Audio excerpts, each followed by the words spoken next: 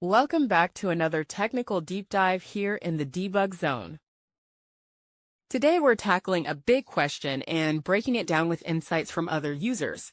Hopefully this clears up some misconceptions and helps you get the answer you need. So buckle up, stay a little curious, and let's jump right in.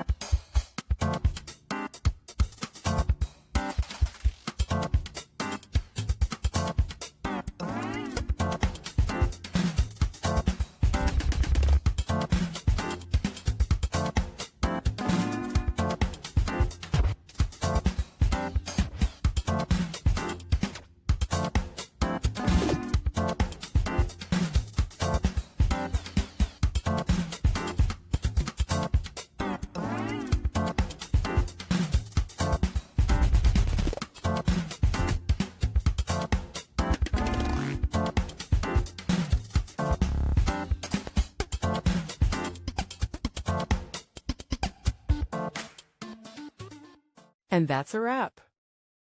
I hope you found the answer you were looking for. If you did, take a second to hit that subscribe button. It really helps out.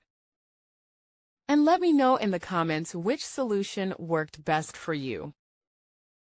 See you next time in the debug zone.